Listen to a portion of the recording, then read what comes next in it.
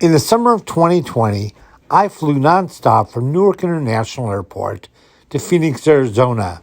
But before I flew out of the modern Terminal C, I made a stop, something I've always wanted to do. Located next to the United Airlines hangar is Building 1. Building 1 is the original terminal at Newark Airport. Building 1 was dedicated on May 15, 1935, and was one of the first modern airline terminals in the United States. Its address is 1 Conrad Road at Newark Airport. It's located next to the United Airlines hangar, and if you're parking in the economy parking lot at Newark, you'll drive right by it. Today it functions as an office building for the Port Authority Security Department. Today it's open to the public. You're free to enter. You can walk through the front door and into the lobby of the once grand airline terminal. They don't promote it as a New York tourist attraction, as it is a working office building. But trust me, it's a grand building that everyone should see. If you're a fan of Art Deco, if you love historical architecture, if you're an airline buff, this is a building you've got to see. Parking is free, and it's right outside the front door. It's easy to pop in and out of this place. Next time you're flying out of Newark, New Jersey, get there a bit early and tour the display that's in the front lobby. There's a collection of fun pictures when this was an airline terminal, and all sorts of memorabilia from the past. Amelia Earhart herself was at the dedication of this terminal. This terminal had the first air traffic control tower, and you can still see it today. Another fun fact, this was the first airport to have a restaurant in it.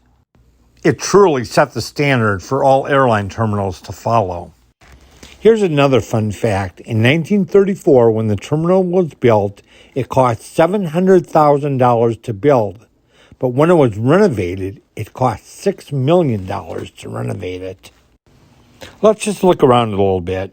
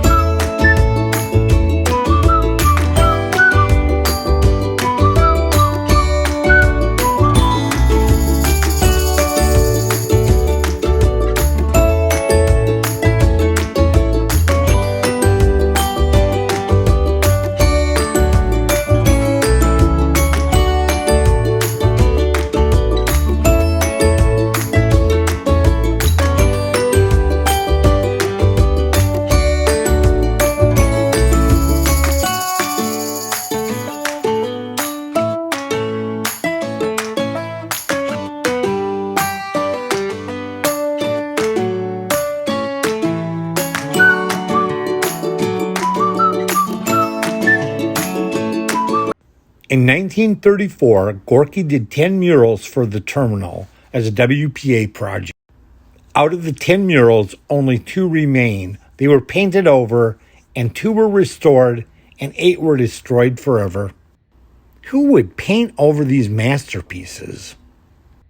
Soon it was time for me to get on my way. I parked once again in the economy parking lot. As I mentioned in past videos, the economy parking lot was my favorite place to plane spot at Newark Airport.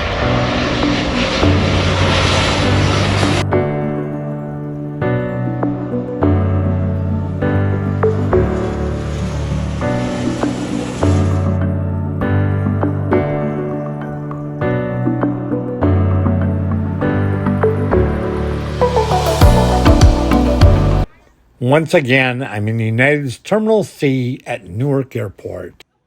And I award Newark Airport the distinction of 2 awards. The first award being that Newark Airport probably has the most unfriendly personnel at any airport in the United States. From the ticket counter to TSA to the gates to the shops, Newark has grumpy employees. My second award is that it probably has the best food services of any airport in the United States. Although expensive, it has great food. One of the very unique things that Newark Airport has is a sushi place with sushi direct from the world-famous Tsukiji Fish Market in Tokyo. However, my beef with this place is that the sushi is pre-made, it's all wrapped, you come up, you pick it out, you box it yourself, then you take it to the cashier machine. There's no cashier anywhere in sight. You scrape your credit card and you're on your way. You don't see a single person. From the sushi being made, to picking out your own sushi, to checking your stuff out, there's not a person in sight. But when you check your stuff out, the machine asks you to tip. It asks you to tip 20%. Who are you tipping the 20% to? Shouldn't I get the 20% for packaging and checking out my own sushi? Today's aircraft is a Boeing 757-200. It's 23 years old, one of United's older aircraft. It was showing its wear. Hurry up and wait. It's almost time to board.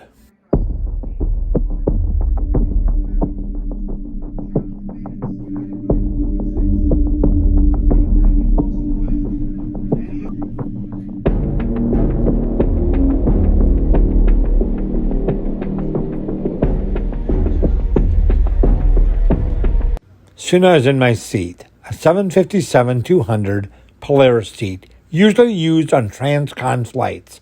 Legroom is good, lie-flat seat, although it had no of the Polaris amenities like pillows and blankets. The seat was comfortable. It had plenty of legroom, although I have to admit the aircraft really was showing its age.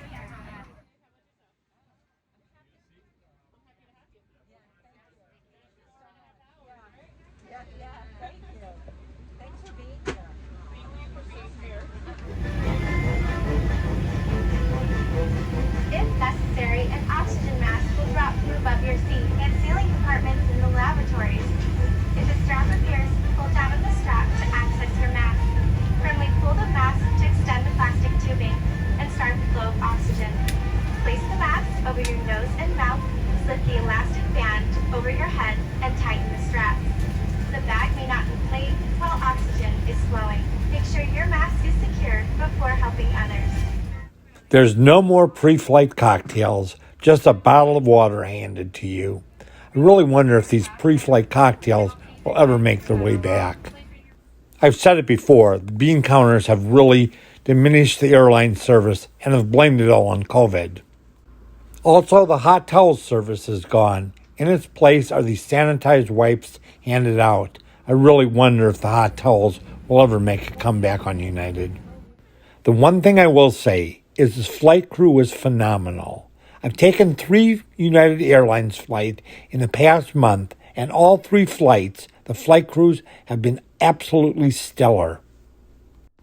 United seems to keep downgrading its domestic airline services, but at least a smile can never be downgraded. The woman next to me was having some problems with her video screen, and the flight attendants took it very seriously and couldn't have been more helpful to her.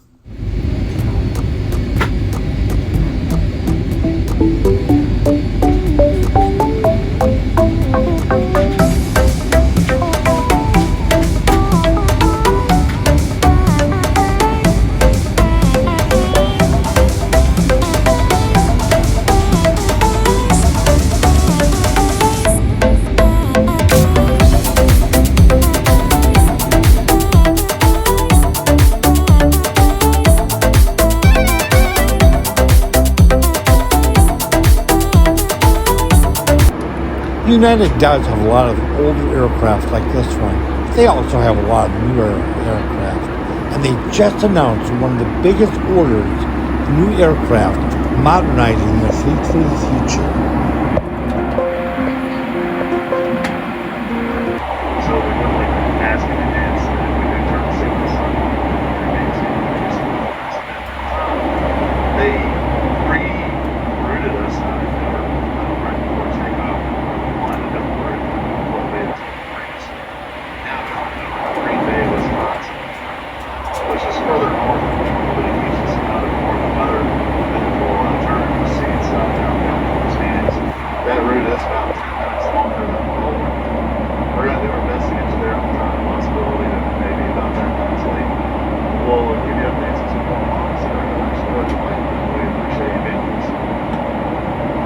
I know it's silly, but one of my very favorite things about flying in first class is getting glass glasses. Well, they're gone on United. So are the hot nuts, so are the hot towels, and so are the pre-flight cocktails. All gone. And now here comes dinner. Let me do a little rant. Our choices today were chicken orzo and cheese enchiladas. I love cheese enchiladas. However, cheese enchiladas are probably one of the least expensive food entrees that you can make. Mind you, this is a 5.5-hour flight in first class during dinner time. No more pre-flight beverage, no more pillows and blankets, no more hot nuts, no more hot towels. I understand covering the food items for COVID, but look around the internet. There's plenty of first-class meals that are served covered with nice plastic covers and a presentation that looks presentable. This is how United presents their first-class meals. So, are you as curious as I am? What's beneath the tinfoil? Let's look. Let's have a look and see what this cheese enchilada actually looks like. Here's what I got. I call these cheese enchiladas. I love cheese enchiladas. These are not cheese enchiladas. It was more like a tortilla casserole.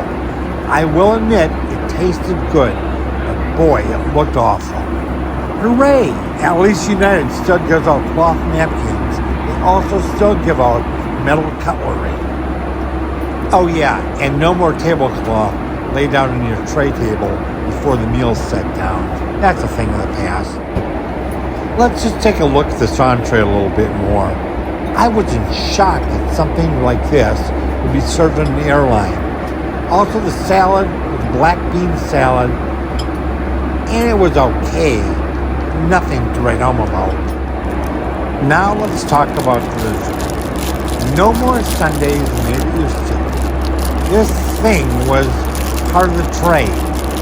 It looked like something that might have come out of a vending machine. It was kind of half cookie, half muffin. I call it a pie in the sky. It was really dry, filled with chocolate. Probably one of the cheapest desserts I've ever had on an airline. This probably could have been added to a pass-around food basket that you hand out in first class and have passengers pick it. But it certainly wasn't a dessert. First-class desserts used to be made at the seat, ice cream sundaes, or a nice cake, piece of pie, something good. This wasn't good. On a score of 1 to 10, I will give the crew an 11. I will give the aircraft a 4, and I'll give the meal a 2. I've never seen a first-class meal served on an airline that looked like this.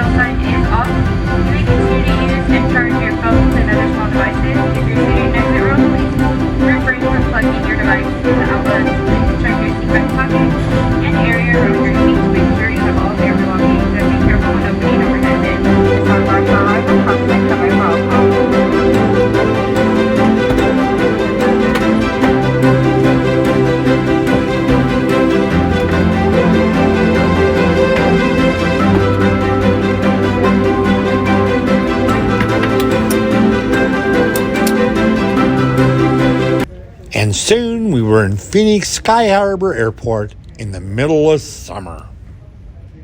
Yep, Phoenix in the summer.